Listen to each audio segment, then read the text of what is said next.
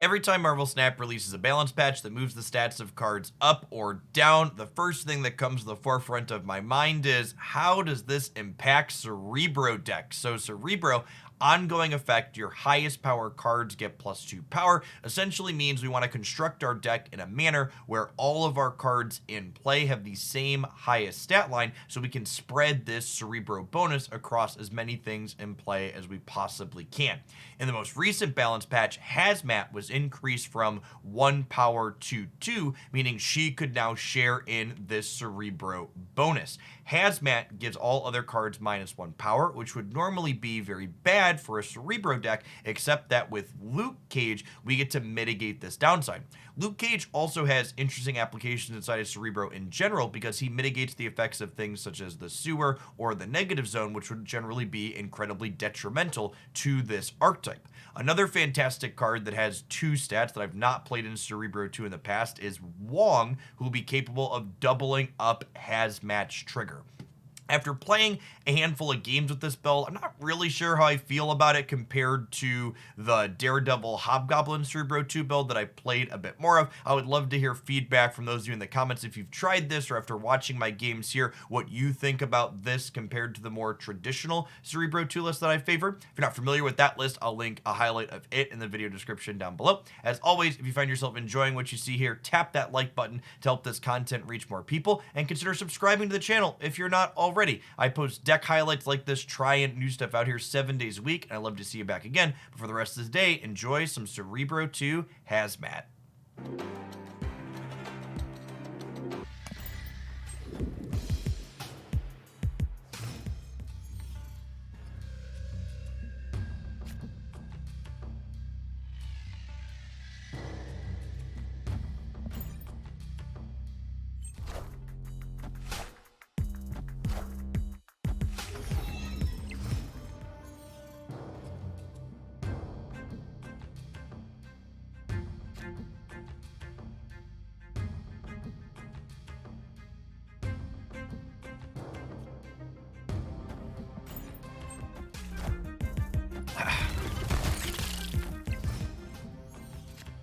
Oh, you know what? I probably should have stormed in advance, actually. Probably just not. Oh, it doesn't matter the order I play these in, because we're under Invisible Woman. I say I did this in the wrong order, but Invisible Woman means it doesn't matter.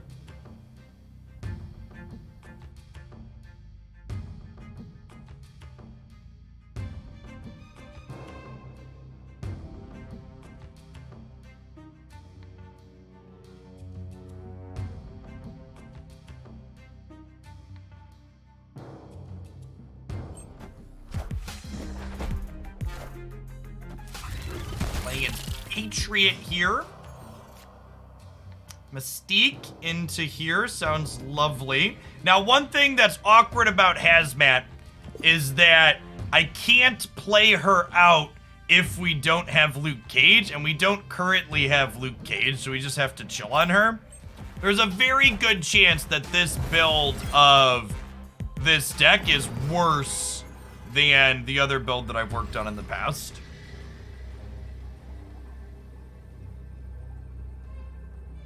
Okay, there's Mr. Cage.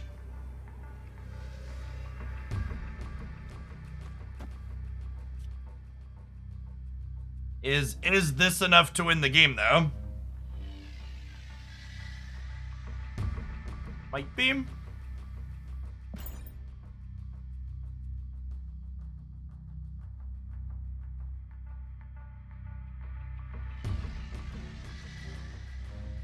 We have to storm mid. No, I'm expecting Cyclops to be bigger than 6, but maybe that's wrong. I guess I'm shrinking it. Yeah, maybe I do need to storm mid. We could get into trouble because of the Monster Metropolis is accurate. I'm just hoping they have a way to make their Cyclops big. That might be a bad game. We are risking a little bit here. Because of how Monster Metropolis could interface with our stuff.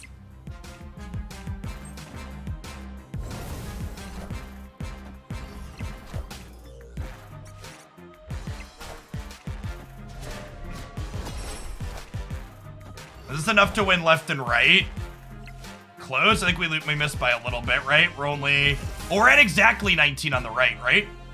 Did we lose the breaker? We're down by 13. They're down by 14. We win by 1. Oh, we win by a little bit more than 1. Sweet. Okay.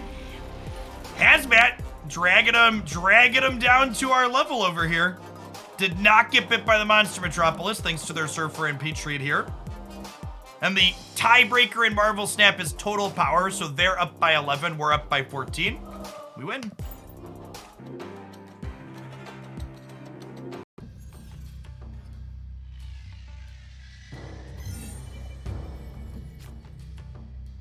All right, well, we know where we're storming.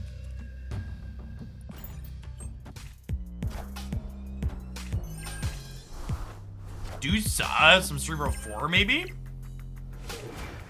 Hey, the Advocate. Thank you for the Prime.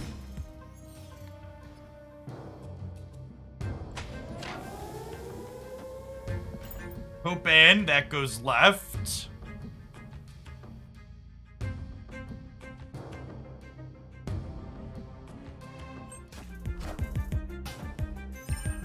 Wind, aid my hand. Whoa! That's a new effect. And it's awesome.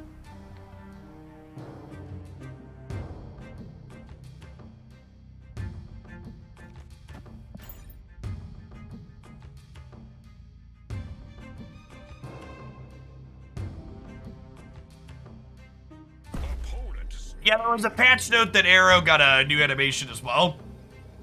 Multiply some. We're gonna play Cerebro 7 after we play Cerebro 2 for a little bit. Our Brens, thanks for the Prime.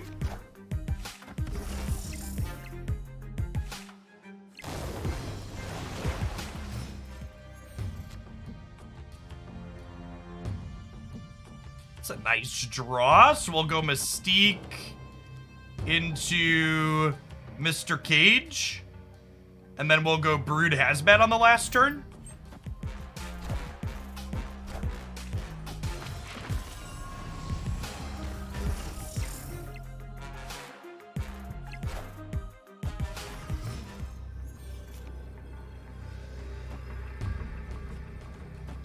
M'Baku, I was gonna say it was the best draw in our deck, but actually he could have jumped the middle if we wouldn't have drawn him, so that's whatever.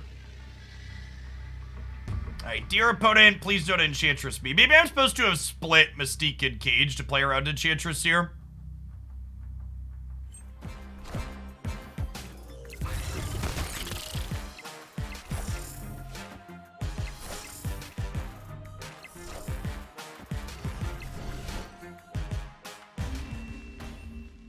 We're good? Victory. Did we beat the Red Skull? Whoo! Pour one out for Hazmat beating the Red Skull here, huh?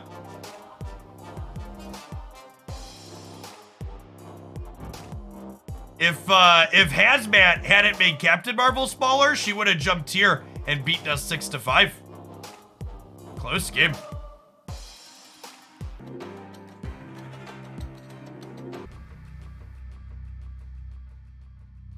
Don't want to play into Murray. Well, actually, so here's an interesting question. With Wong teed up here already, this might be crazy, call me maybe. Do we decide to punt Cerebro from the start and just play for Blue Marvel Wong Hazmat potentially? But I'm gonna try that. This might be wrong. But getting a 7-power Nightcrawler to slide around is pretty good.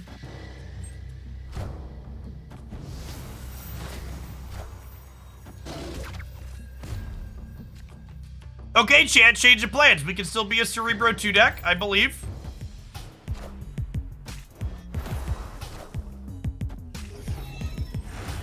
Mr. Cage also helps us out with Scorpion now, which is nice.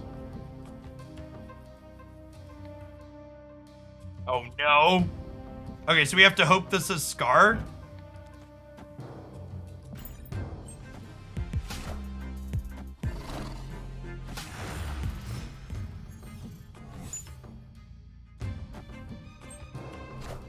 Okay.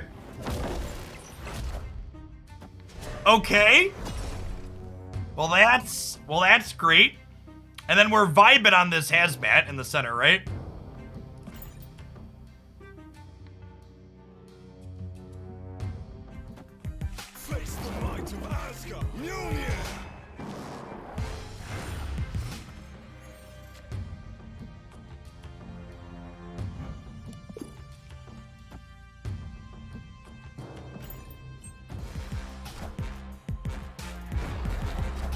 They're playing Leech in their Surfer deck.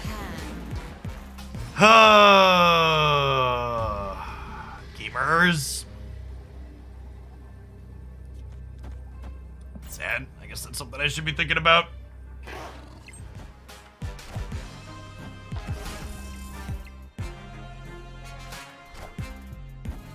Are we good? I think we're actually good, right? Because when Luke Cage flips up, Blue Marvel gets the his bonus back from Cerebro. Okay, so valuable lesson learned about playing around Leech against Silver Surfer. Can we just take for a minute here and appreciate how incredibly toxic this card is? That, like, it's being played at the top end of an incredibly synergistic deck? Just like Leech, and for what it's worth, for clarity's sake, I am not criticizing my opponent's deck building. It is likely optimal to be playing Leech and Leader in their deck. It's just a testimony slash whatever you want to call it to how messed up this is, that you'd rather do this on your 5 and 6 than do your powerful synergy thing. Indictment. Indictment is the word I look for. It is an indictment of the problem that Leech into Leader shows, that that's a thing worth doing.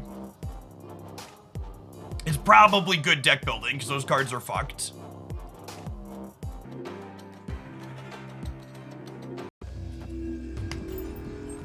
Nightcrawler here in Wakanda where it's safe from a Killmonger.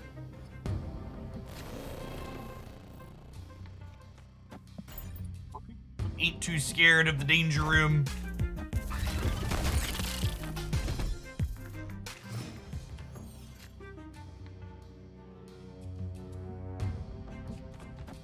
Cerebro in the middle, so that way if they're looking to Enchantress us, they also take out their Mr. Fantastic.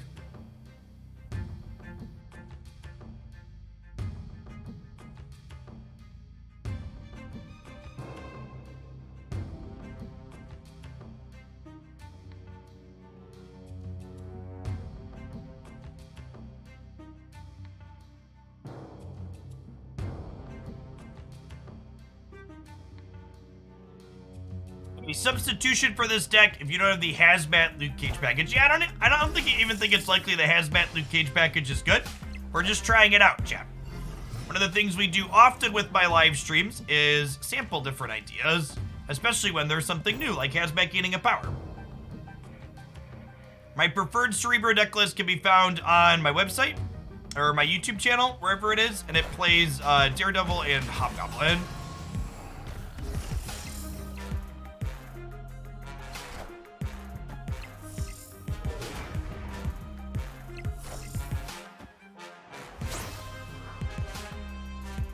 Okay, well, glass half full. We had priority there, so we have one Cerebro bonus still. I don't have Mr. K. And this is the tough part about playing the Wong Hazmat in this deck, is I don't have Luke Cage, right? So like I have Wong and Hazmat in my hand here, but I basically just can't play them because I don't have Luke Cage in my hand as well.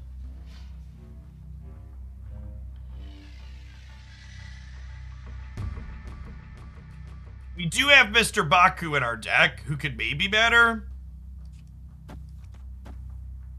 If they Ultron middle, they add 12 here. Going to 14, but I'm going to 15. And then Mr. Baku could jump left and save us, I think, right? Copium.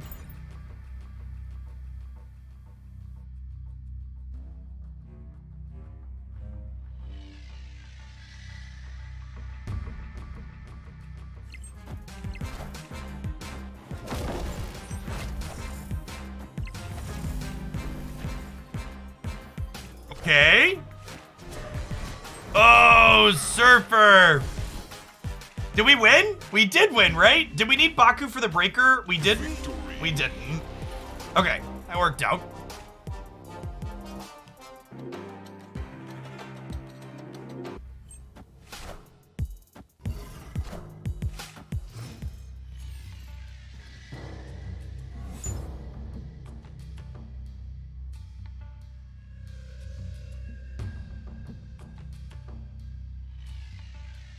Well, those are cards. I guess I have to ask myself the question, with one less draw here, do we think I am likely to play Cerebro this game? Probably not. And honestly, I think with the cards that we got generated here and everything costing one less, we just like try and play a blue marble game this game. We could even just pretend to be Cerebro 3. That's a funny take. Yeah, with Valkyrie, we could just be Cerebro 3 on the left. I like it. Although, now, actually, I'm going to storm the Elysium to kind of try and cut them off of their Wong, I think is the plan.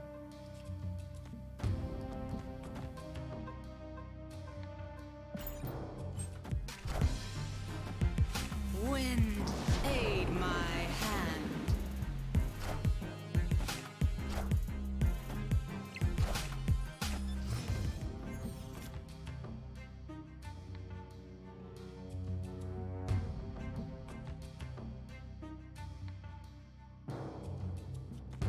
Probably need to commit more power here to win the path. Assemble.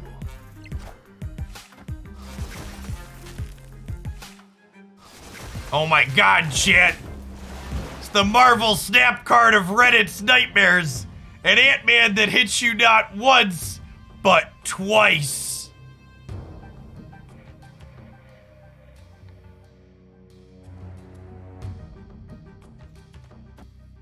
Okay, wait. All of these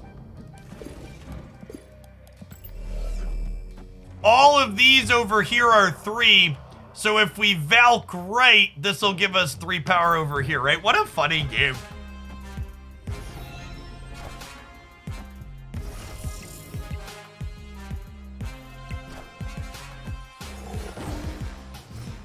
What a funny game. Location variance is so good, shit. Yes, Cerebro will buff itself when it has 3 power. So we're gonna have 20 over here. We're gonna have 20 over here, and we're gonna set them to 6. So they need to put 15 here to win.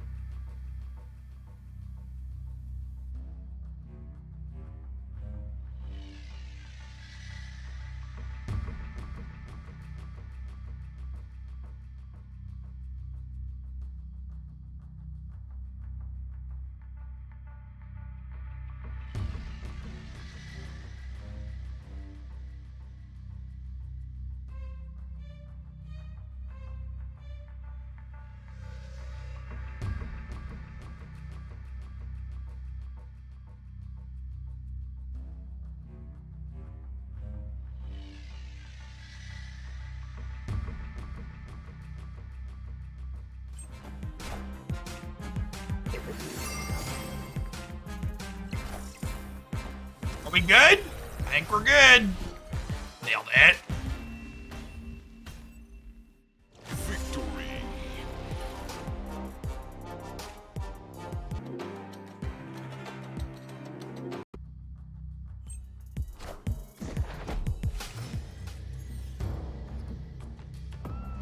You said Wong is a bad card, but you're playing and everybody plays him. Can you please explain? Yeah, so if you listen to any of my longer context takes about Wong, you'll hear me say that Wong is a powerful linear card that gets easily disrupted by commonly played cards in essentially every good deck in Marvel Snap. And because of this, Wong is an incredibly poor cube equity card because when your opponent is going to beat Wong, they're going to stay in and they're going to take a bunch of your cubes. And when your opponent can't beat Wong, they're going to just leave and not give you a lot of cubes. So Wong is a card that looks and feels busted when it really goes off in a big way. But it frequently will not go off in a big way because of all of the common disruption people tend to play at the higher levels in Marvel Snap. It is a very fun and very exciting card, but it is not a consistent good card for climbing. But it's very fun because it does something powerful even if it does it inconsistently.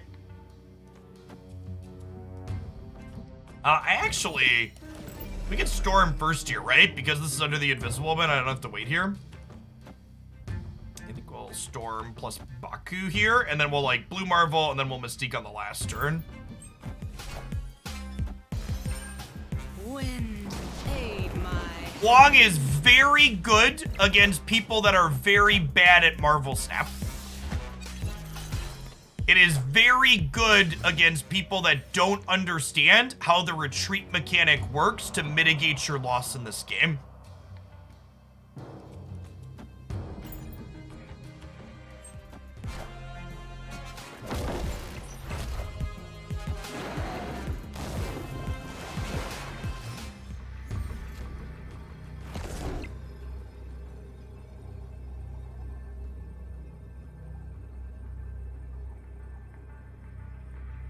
I don't know that we could win this. So this puts us to 21 over here, but we probably lose the Broods in the middle. I don't know that 14. I guess we're gonna be 14, 16 on the left. Maybe that's enough. Maybe they play something smaller in the middle and the Brood lives. For 1 cube, I'll hang out and find out. If the opponent plays nothing in the middle, our Broods die middle. I don't want to move the Nightcrawler to the right, chat. I think 21 should be plenty on the right, he says, before Infinite gets discarded. And then we'll play the Brood out because we have nowhere else to play anything here. We played 1 card. Yeah, we win this, right?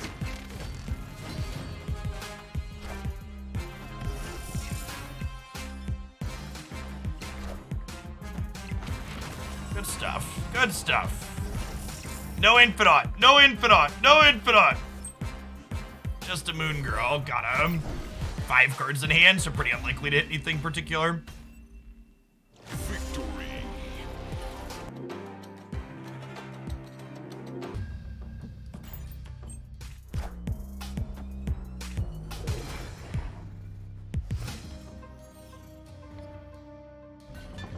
The primary manner in which you are supposed to acquire Series 5 cards is through the token shop.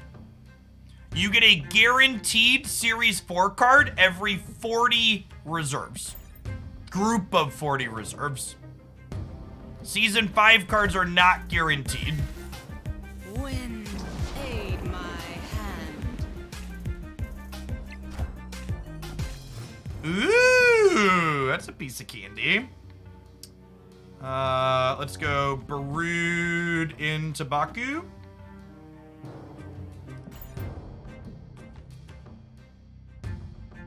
Hey, Gwynblade, thank you for the Prime. And Sunset Voidwalker, thank you for the 3/4 of a year. Welcome back.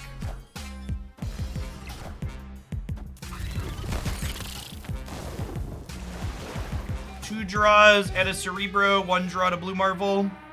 Heyo. Do I expect them to beat 9 in the middle here? I might even go more than that with the Mystique, right? I think we just Blue Marvel on the left to play for all 3 locations here a little bit.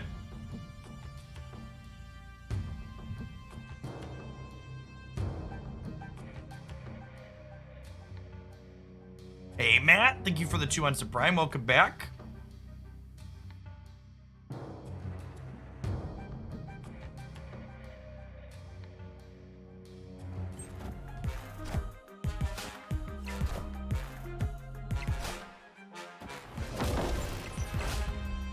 All right, so their next thing is gonna be Shuried. There's our namesake. Win the left-handedly.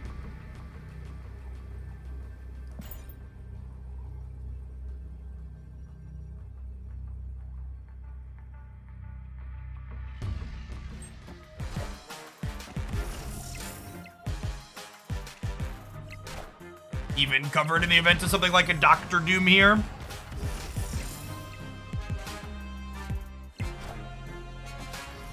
No! Oh, no!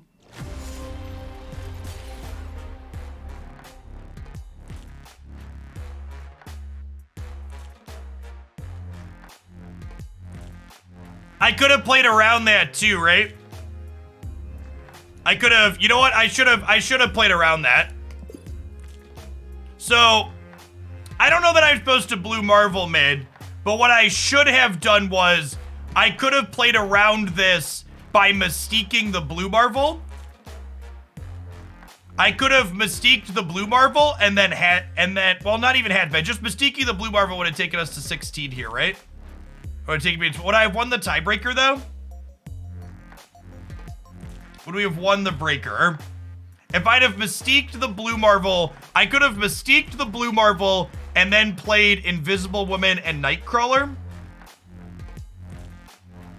And then I would have been 16, 12, and I would have been, God, how big would this have been? This would have been 4, 5, 6, 7, 8, 9.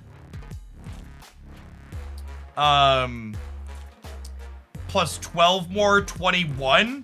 Yes, we would have won by 1 on the tiebreaker if I would have gone Mystique into Invisible Woman into Nightcrawler. We would have been 21 to 32. We would have been 12 to 0, and we would have been 16 to 16. So that's on me. When we see Shuri with these other cards, Red Skull should be on my radar. So Red Skull broke our Cerebro bonus, chat, because it moved Blue Marvel to be our biggest thing. Blue Marvel mid could have also won, but there's no guarantee that they're a Red Skull deck off of just these first 2, I don't think. But once we see Shuri, that becomes more likely. So I think Blue Marvel here was right, but once we saw that, I should have probably played to play around Red Skull once we see Shuri.